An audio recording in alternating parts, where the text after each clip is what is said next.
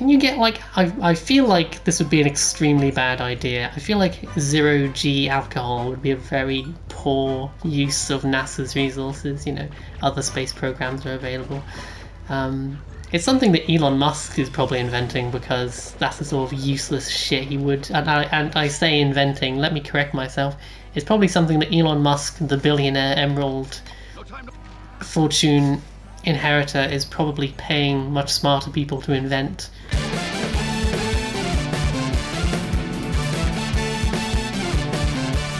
Hello to NBs and nobody else. This is an NBs only video, no other genders allowed. Get all those fake binary genders out of here. We're only allowing the NBs in here today.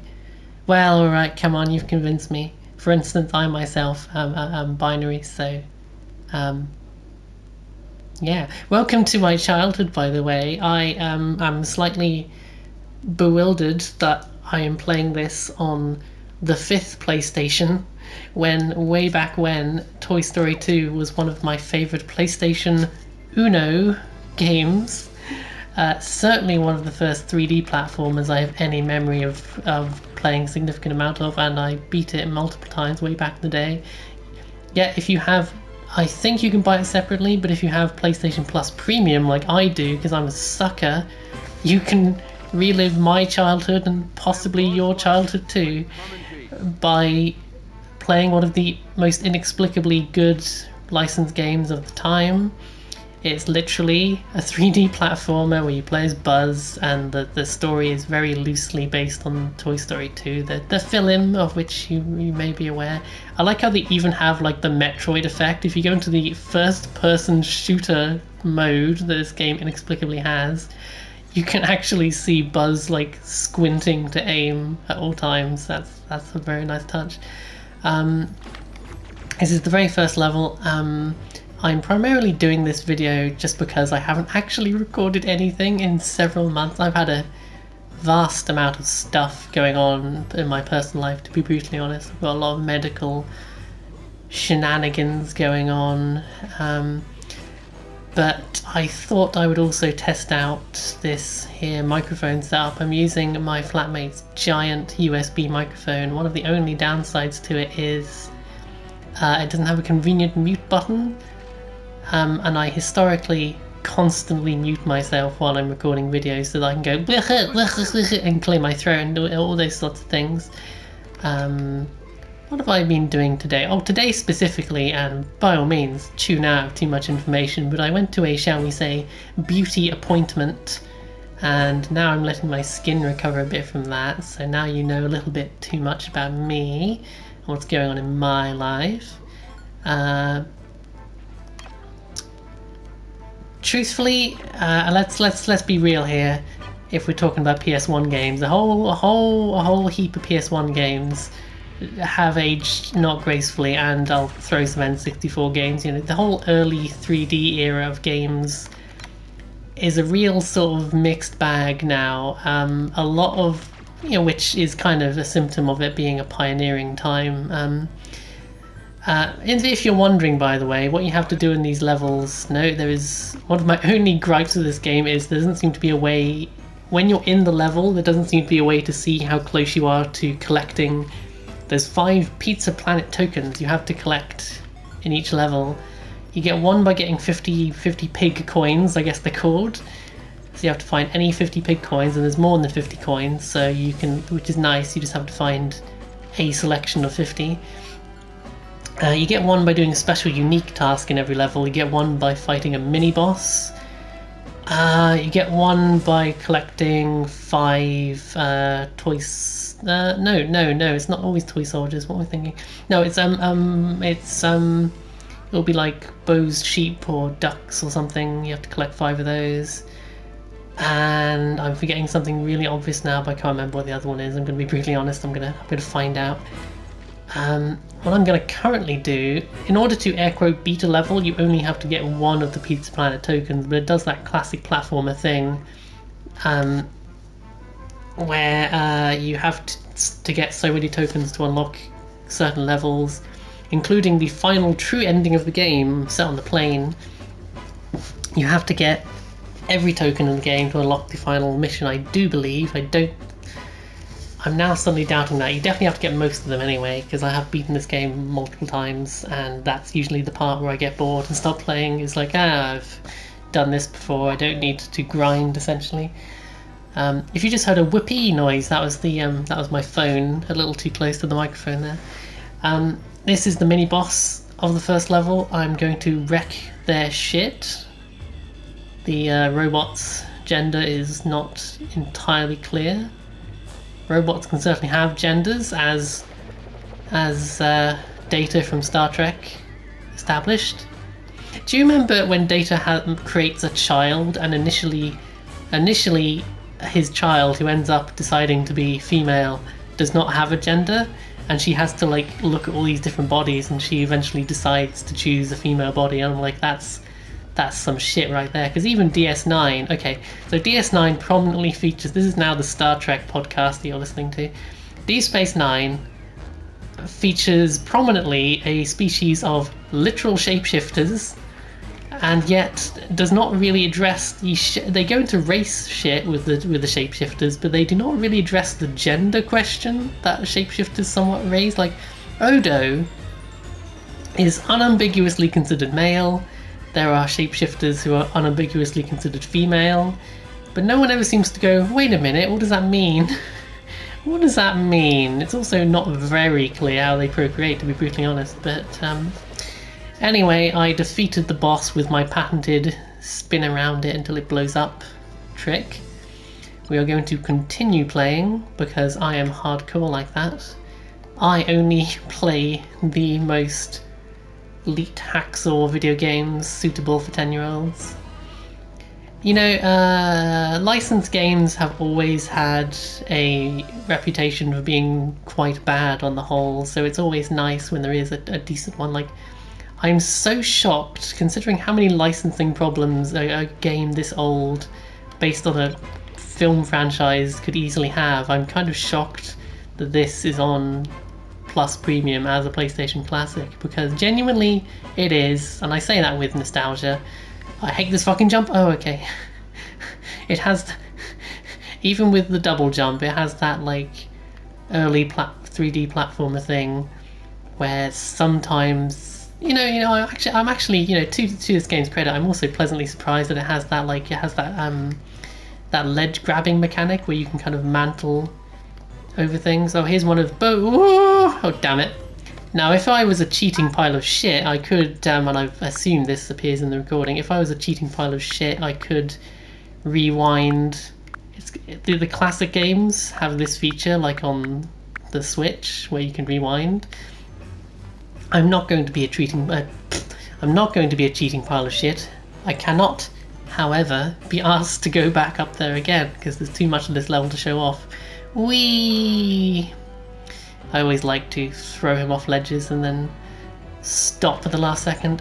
Every time you kill an enemy for the first time, they give you a coin, but only the first time. So when it's kind of worth not killing the enemies until you're willing to stand there and actually pick up the coin. But they do respawn like constantly. They respawn like as soon as you're out of view, pretty much. I think a lot of the best licensed games use the source material as inspiration. They use it as a building block, especially when it's something aimed at kids. They're not going to be like, oh no, my immersion, my belief in the talking toys has been destroyed. Oh yeah, this is, God, what the fuck is his name? And he said Porky Pig, but I don't think that's it. Here's Porky Pig, whatever his fucking name is. He's called Ham. I don't know. He's got like a blush going on. I think he's blushing because I keep getting his name wrong. You have to get the 50 coins and then go to him to get the token, which seems reasonable. Oh, this is fun. You go boing. See, that's what I call falling with style right there. When did I last watch Toy Story of any of them? It was probably when I watched Toy Story 4 in the cinema, to be really honest. Toy Story 4, also known as the most okay one. The one that's not bad, but it's also just kind of there. Yeah, I won't actually spoil it because, there's a decent chance people wouldn't have got around to seeing it yet, but It's the first one where I didn't quite get what they were going for, like, thematically. I mean, I think I get it, but it was also kind of like the delicately preserved Toy Story mythos was somewhat disrupted by some of the implications in Toy Story 4. If you've been wondering, by the way, you can do a little spin and then you can charge it up for a super spin. And then when you run out of stamina, I guess, Buzz is like, oh shit, I shouldn't have had that third whiskey, you know? Can you get, like, I feel like this would be an extremely bad idea. I feel like 0G alcohol would be a very poor use of NASA's resources, you know, other space programs are available. It's something that Elon Musk is probably inventing because that's the sort of useless shit he would, and I say inventing, let me correct myself, it's probably something that Elon Musk, the billionaire emerald fortune inheritor, is probably paying much smarter people to invent. He's paying much smarter people to invent a very bad idea for him, which he will then take credit for. Anyway, moving on. And he will then spend the profits on that, on buying a social media platform for more than it's worth and then running it into the ground as part of some incredible 4D chess business strategy, I'm sure. Whoa! Incidentally, another reason why this game is aged better than a lot of other games from the time is there is a live system, but I forget that it has a live system. It's pretty much completely arbitrary, unless you're actually a child, and you can take shit tons of damage, by the way, before you lose a life, and there are health pickups around. I forget that this game has a live system. Like, the original Spyro the Dragon trilogy also has lives, but they're completely redundant, basically, because, like, once you know what you're doing, you're almost never at any risk of running out of lives. So it really, like, I can't even vividly remember what happens if you run out of lives in those games, because it just doesn't come up. This is the kitchen. It's pretty cool. I'm a sucker for anything like this, especially in games. One of the only, for some reason, I've beaten Duke Nukem Forever. Don't ask me why, but I have. And one of the only genuinely fun parts of that game is when you were like this, when you're shrunk down and running around a giant version of a regular area. I've nearly got enough coins, so I'm definitely going to get that token. I'm not going to bother getting all the fucking sheep, though. That's way too much effort. I have to say, I completely sympathise. Okay, I'm a believer in PlayStation Plus. I'm a believer in PlayStation Plus Extra. I don't quite know who Plus Premium is meant for, other than specifically weirdos like me, okay? Because I'm not streaming this game. But I honestly think the biggest appeal of Plus Premium, at least currently, because yeah, you get some PlayStation classics, but honestly the biggest difference is that you can stream games, which you can only do with Plus Premium specifically. This is Mr. Potato Head, by the way. We do not... I'm correcting myself now. No, I think somewhere in this level you can find his ear. Yeah, okay, no, I remember now. If you find... there's only 3 or 4 potato heads in the entire game, and when you find the item he needs, you will then unlock the power-up that he has in every level in the game. Like, if I unlock the shield here, that will unlock the shield in every level. That's a nice sort of cross-level feature there. That's quite interesting. Some I don't know what you'd even call that. Trans level design. No, I think that's called Celeste. Gender jokes. Oh no. What if they trans my gender? The feminists are coming for my video games. They're going to trans my gender. Too late. Teehee. Whoa. It is a robot. Now it is dead.